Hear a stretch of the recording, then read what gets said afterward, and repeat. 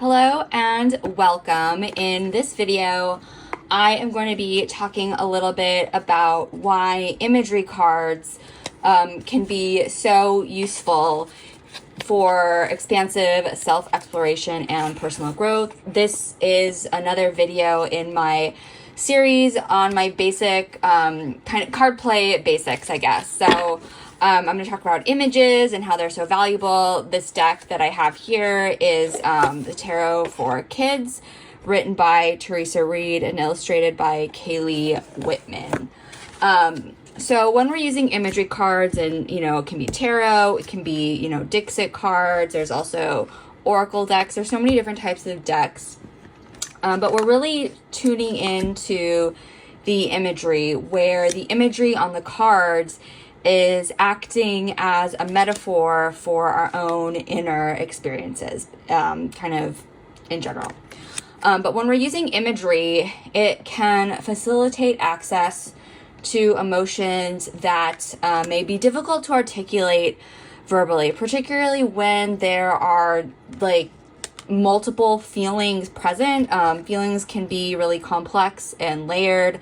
There can be, both joy and sadness, and particularly if folks, aren't so emotionally able to articulate things verbally, just kind of pointing to an image about hey, this totally represents how I'm feeling, or just really attuning to the emotion or the feelings that are expressed in the image can be really helpful.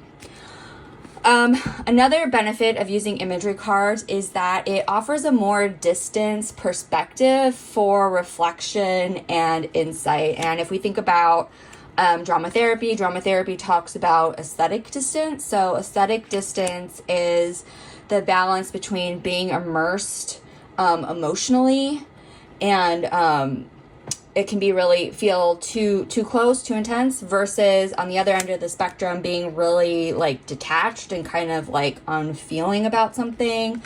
Whereas aesthetic distance allows us to simultaneously feel into and think about our experiences without being overwhelmed, right? Because there's some distance. We can talk about a character or a figure on the card. We're not necessarily talking about ourselves in a really close, personal way.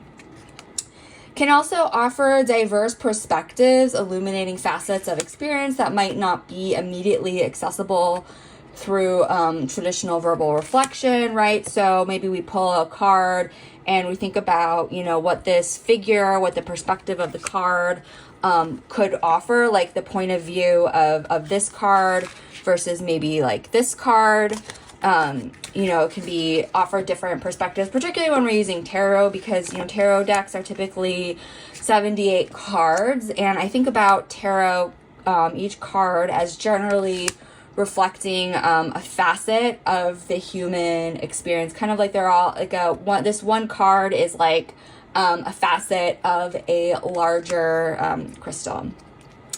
Cards can also spark movement into action, particularly if we're using kind of a card that's a little bit more action oriented, like my whole health card deck, or I don't have but even self-care wisdom cards, identifying a mantra or a saying to kind of keep with us and remind us of, and then of course it can externalize inner experiences into tangible representations.